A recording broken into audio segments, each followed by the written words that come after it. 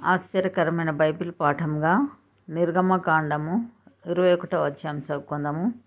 నీవు వారికి నియమింపవలసిన న్యాయ విధులేవనగా, నీవు హెబ్రీయుడైన దాసుని కొనిన ఎడల వాడు 6 సంవత్సరములు దాసుడై ఉండి 7వ సంవత్సరమున ఏమీ ఇయ్యకయే నిన్ను విడిచి స్వతంత్రుడగును. వాడు ఒంటిగా వచ్చిన ఎడల ఒంటిగానే వెళ్ళవచ్చును. వానికి భార్య ఉండిన ఎడల వాని భార్య వానితో కూడా వెళ్ళవచ్చును. వాని యజమానుడు వానికి భార్యనిచ్చిన తరువాత ఆమె వాని వలన కుమారులనైనను కుమార్తెలనైనను కనిన ఎడల ఆ భార్యయు ఆమె పిల్లలను ఆమె యజమానుని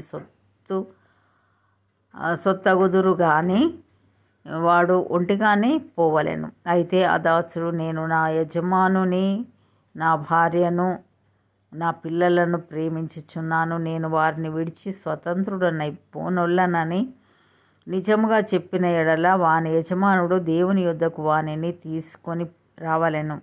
మరియు వాని యజమానుడు తలుపు నొద్దకైనను ద్వారబంధం నొద్దకైనను వాని తోడుకొని పోయి వాని చెవిని కదురుతో గుచ్చవలెను. తర్వాత వాడు నిరంతరం వానికి దాసుడై యుండును. ఒకడు తన కుమార్తెను దాసిగా అమ్మిన ఎడల దాసులైన పురుషులు వెళ్ళిపోనట్లు అది వెళ్ళిపోకూడదు. దానిని ప్రదానం చేసుకొనిన యజమానుని దృష్టికి అది ఇష్టురాలు కాని ఎడల అది విడిపింపబడునట్లు అవకాశము నీయవలెను. దాని వంచినందున అన్యజనులకు దానిని అమ్ముటకు వానికి అధికారం లేదు. తన కుమారునికి దాని ప్రదానం చేసిన ఎడల కుమార్తెల విషయమైన న్యాయవిధిని బట్టి దాని ఎడల జరిగింపవలెను. ఆ కుమారుడు వేరొక దాన్ని చేర్చుకొనినను మొదటి దానికి ఆహారమును వస్త్రమును సంసార ధర్మమును తక్కువ చేయకూడదు.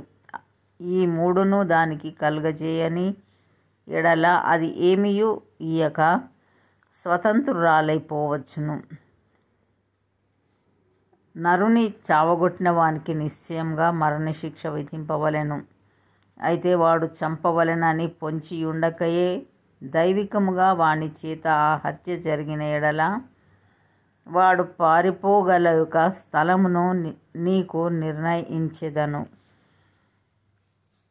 అయితే ఒకడు తన పొరుగువాని మీద దౌర్జన్యముగా వచ్చి కపటముగా చంప లేచిన ఎడల వాడు నా బలిపీఠమును ఆశ్రయించినను వాని లాగివేసి చంపవలెను.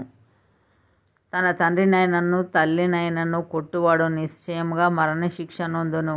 ఒకడు నరుని దొంగిలించి అమ్మినను తన యొద్ద నుంచుకొనినను వాడు నిశ్చయముగా మరణశిక్ష నొందును. తన తండ్రినైనను తల్లినైనను శపించువాడు నిశ్చయముగా మరణశిక్ష నొందును. మనుషులు పోట్లాడుచుండగా ఒకడు తన పొరుగు వానిని రాతితోనైనను పిడికిటితోనైనను గుద్దుట వలన వాడు చావక మంచం మీద పడియుండి తరువాత లేచి తన చేతి కర్రతో బయటికి వెళ్ళి తిరుగుచుండిన ఎడల వాని కొట్టిన వానికి శిక్ష విధింపబడదు గాని అతడు పనిచేయలేని కాలమునకు తగిన సొమ్ము ఇచ్చి వాడు అతనిని పూర్తిగా బాగు చేయింపవలెను. ఒకడు తన దాసుడైనను తన దాసి అయినను చచ్చునట్లు కర్రతో కొట్టిన ఎడల అతడు నిశ్చయంగా ప్రతిదండన నొందును. అయితే వాడు 1-2 దినములు బ్రతికిన ఎడల ఆ ప్రతిదండన అతడు పొందడు. వాడు అతని సొమ్మే గదా. నరులు పోట్లాడుచుండగా గర్భవతి అయిన స్త్రీకి దెబ్బ తగిలి ఆమెకు గర్భపాతమే గాక మరి ఏ హానియు రాని ఎడల హాని చేసిన వాడు ఆ స్త్రీ పెనిమిటి వాని మీద మోపిన నష్టమును అచ్చుకొనవలెను. న్యాయాధిపతులు తీర్మానించినట్లు దాన్ని చెల్లింపవలెను. హాని కలిగిన ఎడల నీవు ప్రాణమునకు ప్రాణము, కంటికి కన్ను, పంటికి పళ్ళు, చేతికి చెయ్యి, కాలికి కాలు, వాతకు వాత, గాయమునకు గాయము, దెబ్బకు దెబ్బయు నియమింపవలెను. ఒకడు తన దాసుని కన్నైనను తన దాసి కన్నైనను పోగొట్టిన ఎడల ఆ కంటి హానిని బట్టి వారిని స్వతంత్రునిగా పోనీయవలెను. వాడు తన దాసుని పల్లైనను తన దాసి పల్లైనను ఊడగొట్టిన ఎడల ఆ పంటి నిమిత్తము వారిని స్వతంత్రులుగా పోనీయవలెను. ఎద్దు పురుషునైనను స్త్రీనైనను చావపొడిచిన ఎడల నిశ్చయంగా రాళ్లతో ఆ ఎద్దును చావగొట్టవలెను. దాని మాంసమును తినకూడదు. అయితే ఆ ఎద్దు యజమానుడు నిర్దోషి అగును. ఆ ఎద్దు అంతకుముందు పొడుచున్నది అని దాని యజమానునికి తెలుపబడినను వాడు దాని భద్రం చేయకుండుట వలన అది పురుషునైనను స్త్రీనైనను చంపిన ఎడల ఆ ఎద్దును రాళ్లతో చావగొట్టవలెను. దాని యజమానుడు మరణశిక్ష నొందవలెను. వానికి పరిక్రయ ధనము నియమింపబడిన ఎడల వానికి నియమింపబడిన అన్నిటి ప్రకారము తన ప్రాణ విమోచన నిమిత్తము ధనము చెల్లింపవలెను. అది కుమారుని పొడిచినను కుమార్తెను పొడిచినను ఈ విధి చొప్పున అతడు చేయవలెను. ఆ ఎద్దు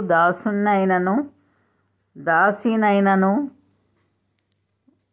పొడిచిన ఎడల వారి యజమానునికి 30 తులముల వెండి చెల్లింపవలెను. మరియు ఆ ఎద్దును రాళ్లతో చావగొట్టవలెను.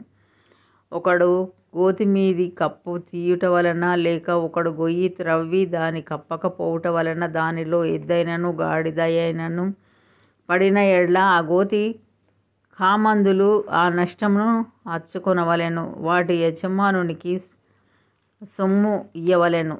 చచ్చినది వానిదగును.